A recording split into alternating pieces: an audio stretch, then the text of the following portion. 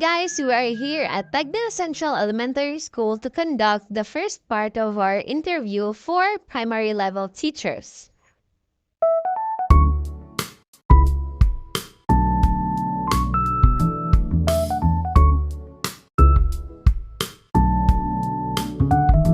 Good morning, ma'am. My name is Ernie Martinez, and we are here to interview you in terms of our course Edo 3. And I have prepared 5 questions for you to answer. Is that okay? Yes, it's very okay. But Very good. But before we ask you these questions, ma'am, may we know your name? Yes. Good morning, everyone. I'm Martis T. with 5 teacher. So the first question is, how would you describe your personal teaching philosophy? Okay, thank you for that question. My teaching is student-centered. I want students to be active participants in their learning, not just passive listeners. I am to help them grow academically, socially, and emotionally. Yes, ma'am. So, what we are saying is that students should be active learners. Next question is, what are the core values that shape your approach to teaching? Yes, core values, I believe in compassion, inclusivity, and lifelong learning. Every student deserves to feel valued and capable. Yes, ma'am. Thank you very much. And the next question is, how would you balance traditional and modern teaching methods in your classroom? Okay, in terms in balancing traditional and modern methods, I mix structured lessons with interactive strategies. Some days we use direct instruction. Other days we explore through discussion, technology, or hands-on activities. But what is the most frequent, ma'am? Like, what teaching methods do you use? Is it traditional or modern? Both. Both. Yes. Okay, ma'am. The next question is, what role do students play in your teaching philosophy? Okay, so students' role, we are not just learners. We are co-creators of knowledge. I encourage curiosity, critical thinking, and self-expression. So what you're trying to say, ma'am, is that your students should express themselves through like sharing their answers, Their opinions yes, and also during their the experiences. during the class hours or during class. So the last question, ma'am, is how do you ensure that your teaching philosophy aligns with your students' needs?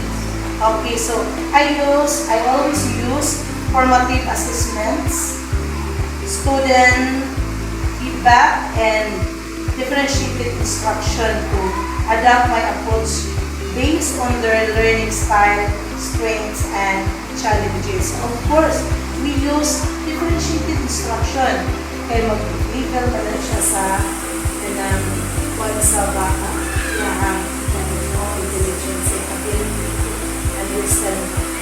Yes. And we also have to like adjust ourselves as teachers na mo-align with like ilahang preferred na methods na ikagamit. Yes, of course. So that we can learn Sa ilahang topic within the day. thank you so much, Ma'am Maritas T. And thank you for your time, Miss Maritas T. And I hope you have a good day. Thank you, everyone.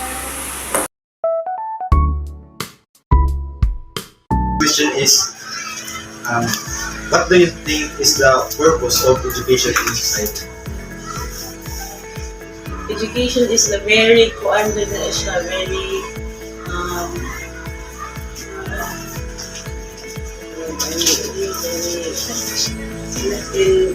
timely na kami because education is very important, especially to the kids, to the pupils, to the students, because education or teachers is another profession that no any professions would come up without teachers. And also teachers do very important in the life of the pupils. So in line of the teachers, so education is one of the priority, should be one of the priority, especially in the government. Thank you, ma'am. So next question, ma'am, is how do you define success in teaching? So you can be called successful in your teaching career, and not only in if you have taught all the competences, if you have awareness of the teaching strategy that you have used, but if you have give your heart to your pupil,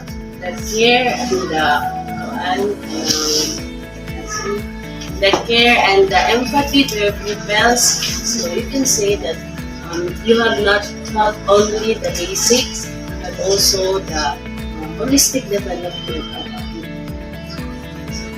Yeah, so next question, ma'am, is how do you create a positive and inclusive learning environment? Okay, so you can have a positive and inclusive positive and inclusive learning environment. Yes, if you were able to cater the needs, you were able to cater the individual interest of your pupil, because your pupil are of different different attitude, different habits, different study skills. But if you were able to cater all those needs, that's why in teaching, you need to include teaching strategies that would cater the needs of the individual learners. Besides that, they have different skills, but they have also different attitudes. You need to cater these. So my fourth question, ma'am, is what are your thoughts on standardized testing and how does it align with your philosophy? For me, sir, align siya in realistic, as philosophy of idealistic, realistic. Okay, it should be standard, diba? So if you are using a standardized test, so you will use multiple choice items, then you will include that all the mga formative assessment and also your mga type of test. So for me, should follow na lang the standardized test because in line of our philosophy being idealistic, realistic with the competencies to be taught. So maybe it should be followed. So, My last question, ma'am, is what motivates you to teach?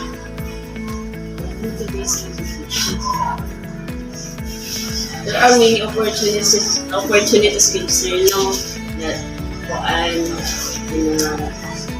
to teach abroad, to teach or any other courses that you need to consider, because teaching here in Philippines is man good, maragless so as yung na lang, sir, no? But if you have if you can be motivated, sir, especially if you know that if you have tried to teach like for reading. Anyway, sir, we have conducted project reading intervention, sir, for grade 6.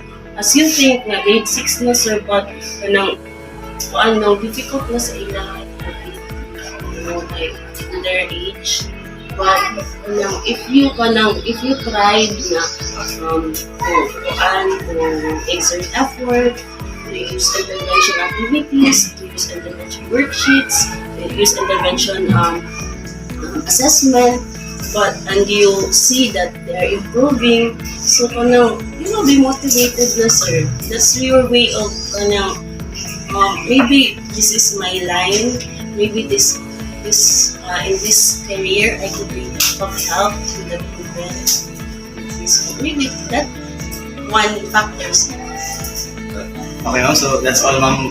The question I have. Nakon ako. Last na pa. Nasikat na nga. So, thank you, ma'am, for your effort and time, ma'am. So, that's all, ma'am. Oo, I hope you have learned something, sir. Good morning, Mom. I am Preling Joy Alibrado. I'm from Nimsur, Tagbina, and we are here to conduct an interview po. So before we proceed, may I know your name po? My name is Teacher Aljen Bukilia Pabelonia. I am from Mabuhay, Cagayan, Tagbina, Surigao del Sur. So my first assignment was in Raha Kabungsuan, Lingig.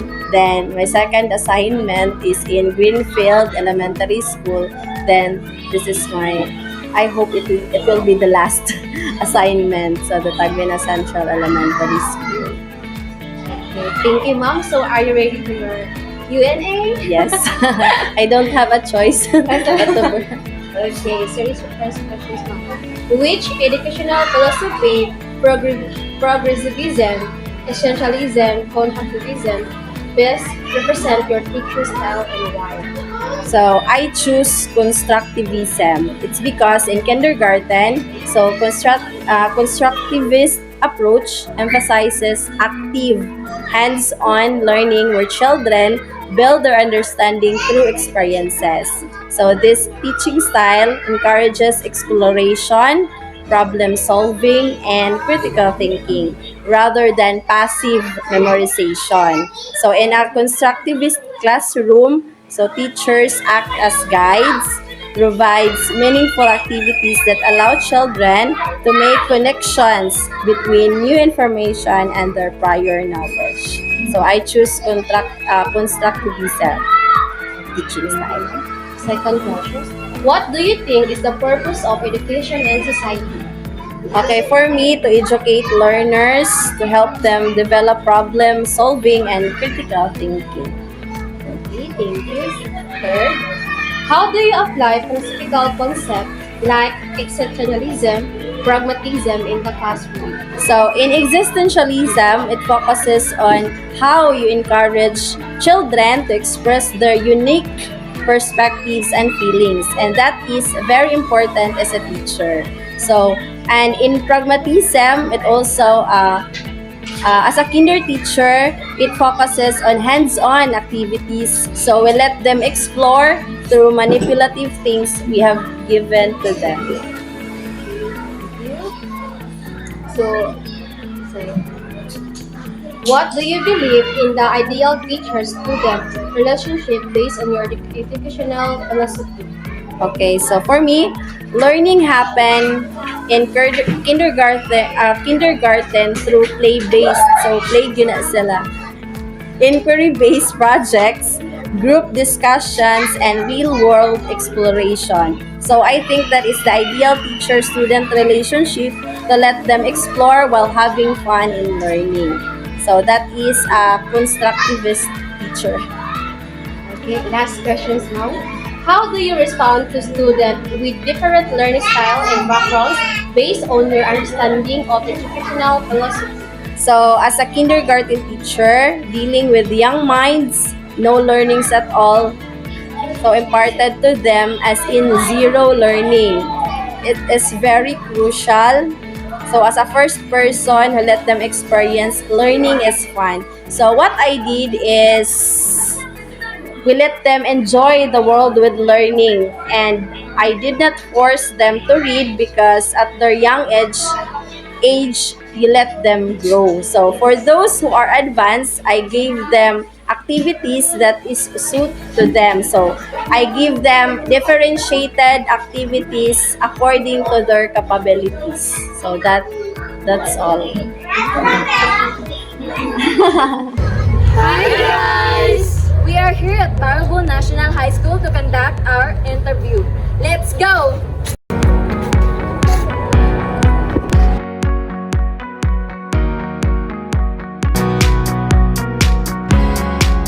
Good morning, sir. I am students from NEMSU Taglina Campus. And before we proceed to our interview, may I know your name, sir? I'm Rayson Informato. So, good morning, Mr. Fernando. Good morning. So, we are here to conduct an interview about teaching philosophy. So, are you ready for your first question, sir? Hopefully I am. So, the first question is, how would you describe your personal teaching philosophy? My personal teaching philosophy is a flexible mixture of traditional and modern teaching, which is the idea of student-centered education.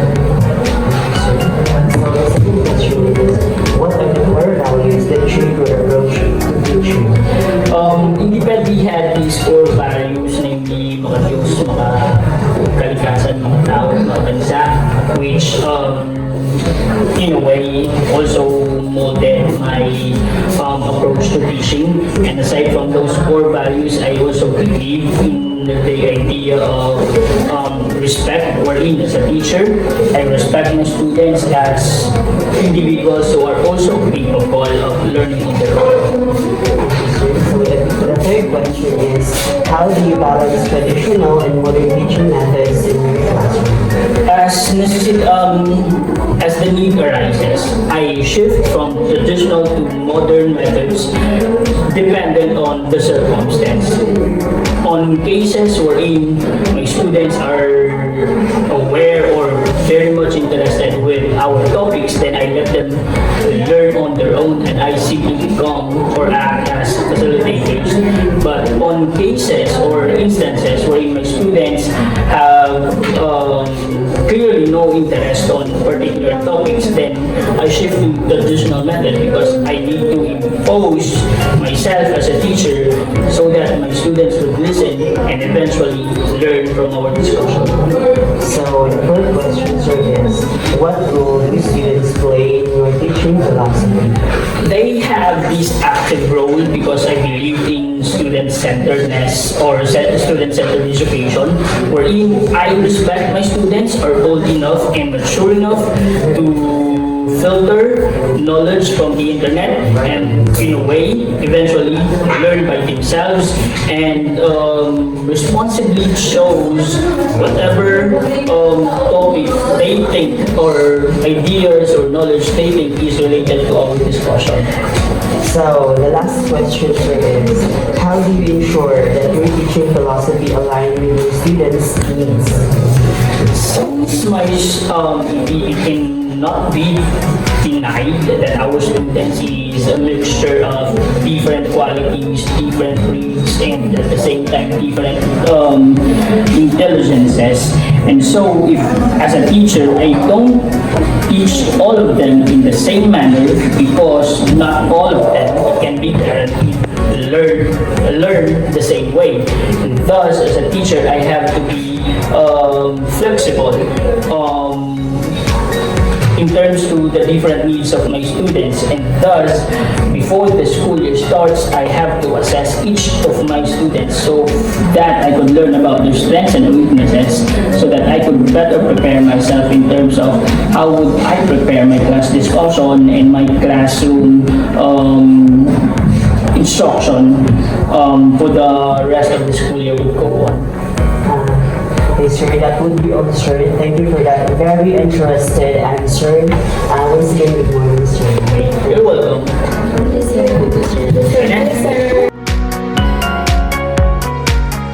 Good morning, ma'am. I am Ashley Roses. I'm from Taglina Campus.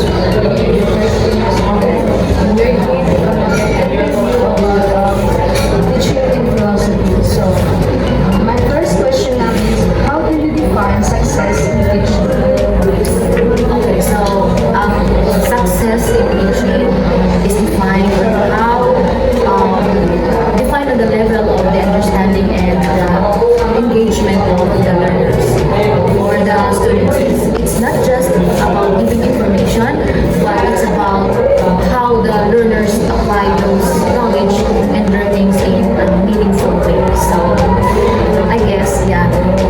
it's a definition of the successful learning. Yes, when the learners apply all the knowledge in a meaningful way. My second question is, what do you think is the purpose of education in society? I think the purpose of education in the society is to prepare the individuals to thrive personally and collectively, which enables them to contribute meaningfully in the society or to help the society progress. Of course, if we have successful learners, then they will have a great impact or they will leave a great contribution to the society or to the country in general. Thank you, ma'am. So my third question now is, what do students bring in their philosophical teaching? In my philosophical teaching, my students play a crucial role as an active participant in my teaching, which means they will be the one to explore, they will be the one to find solutions to the problems, or they will be the one who is independent enough for their own learning, while my role is to assess, to guide them, and to give assistance. They are not just merely passive learners, however they are active, which means they will be the one to do the task, to explore everything. So my fourth question, ma'am, is how do you create a positive and inclusive learning environment? Okay, creating a positive and inclusive learning environment is fostering respect, openness, and accessibility to everyone, regardless of their background, their tradition, and their culture, and even their religion. So all the opportunities, even all the learning materials should be accessed by everyone in the classroom. So also teaching students to respect one another, to embrace each flaws and feel them that they are, and to feel the learners. As a teacher, I have to feel to the learners that they are cared, they are loved, and they are valued. So in that way, there is an inclusive and there is a creative learning environment that everyone will enjoy learning, everyone will have fun learning, and that it makes my learning philosophy more effective. So my last question, ma'am, is what motivates you to teach? Okay, so there are many reasons that motivates me to teach. Well, of course, first and foremost, teaching is my passion. I love to teach. I love to mold the minds of the young learners. I want to help the learners to learn, and of course, I want to make a difference in the lives of the learners. Thank you, ma'am. That's all, ma'am. Thank you for your time and gracing me.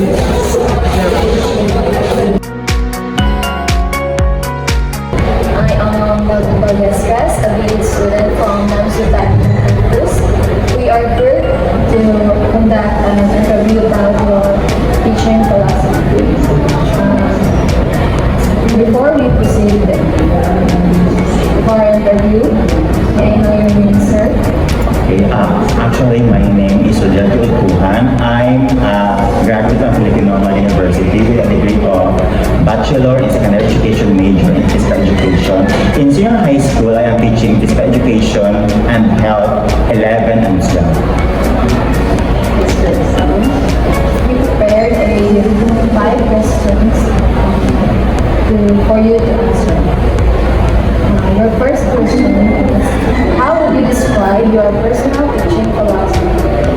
Well, in teaching for many years, I can describe my teaching philosophy as a learner-centered one, because in teaching physical education, I believe that learner-centered is an effective way in um, um, obtaining my objectives in a daily lesson. So in Learning Center, I can apply progressivism, pragmatism, and existentialism. So in that way, I can say that the learning objectives will be obtained, and also at the same time, learner will be able to learn my different lessons. What's your second question? What role do students play in your teaching philosophy? Well, as I said a while ago, that my teaching philosophy is all about the learner-centered one. So the role of the students is very important since it is a learner-centered one. Here, students, they're going to discover the different activities and the learning that they're going to learn. And also, this learner-centered philosophy, just like the pragmatism, progressivism, and existentialism, is to teacher will be the facilitator of the learning. So in that way, learners or the students play an important role in obtaining my learning objectives in my daily life. Thank you, sir. Your third question. Which educational philosophy, example, progressivism, essentialism, constructivism, best represents your teaching style and why? Well, in my teaching style, the best teaching philosophy that I'm going to apply in my daily lesson is the progressivism. In progressivism, students will be able to discover their learning. In teaching physical education, it is very important that they are going to apply practical application since physical education focuses on demonstration in performance.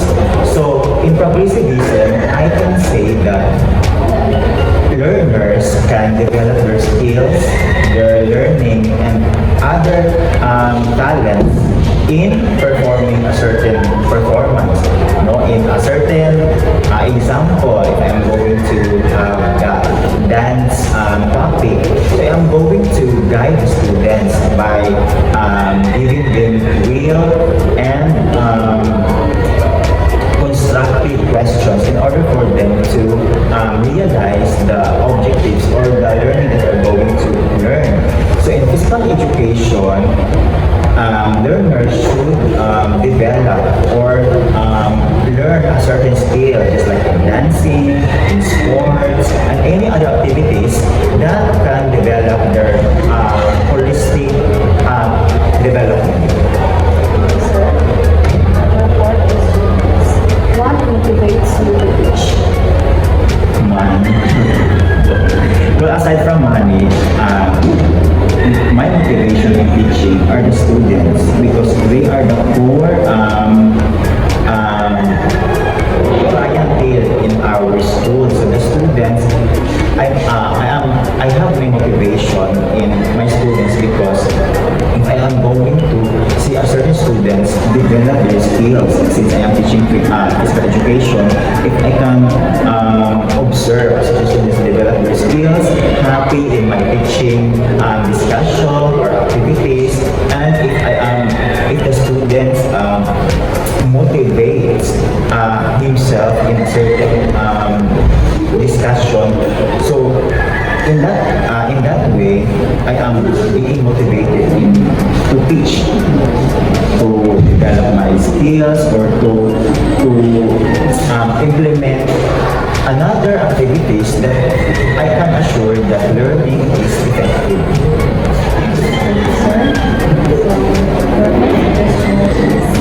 How do you create a positive and inclusive learning environment? Well, as I have said a while ago, that my teaching philosophy focuses on the learner center. So, since this is a learner center, students are free to do whatever they want, but with limitation. So, in order for me to incorporate inclusivity and in order for my discussion or activities to be organized, I before the class starts, I have presented to them the classroom rules wherein they're going to follow that classroom rules. Since if they will not follow that certain classroom rules, there is positive punishment or positive punishment to them. You know? So that is how I incorporate inclusivity in my discussion or my teaching style. And another one, if ito my inclusivity, all of the students are encouraged to participate in the teaching this lesson. Kaya may iba yung naka-appeal since I'm teaching physical and health. Pagkakit kayo mga kahibalo mo sa kayo, pagkakit kayo kahibalo mo buuan, bulag sa course, pagkakit kayo, ang pagkakit ng masakit ng that is that, no?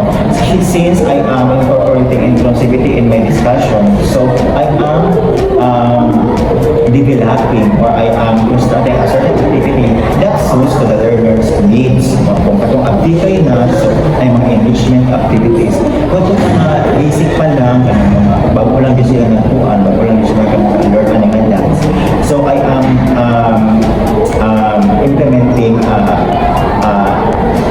fair teaching since naaman siya ubal na makapas teaching perform since na ubal ng athlete na siya, ubal ng dancer na siya. So I am incorporating in my lesson the fair teaching in order for the learners to help their classmates, katulad ng hinahanglan or the one that who needs the help most. The last question is, how do you define success in teaching? Well, success is a very broad term, success. But in teaching, successful for me is when I see students develop their skills, when I see that my learning objectives are being obtained during the day-to-day discussion. Success for me is not just in a 1-hour discussion, but success for me is how the students apply their learning in a real-life situation. Especially in physical education and health, we have a lot of practical activities and also practical topics. So success for me is when the students apply their learnings in a real life situation. Example, if ang student nakalar siya ng sayaw, iyang i-share iyang this dance, siya yung dance sa ilang community.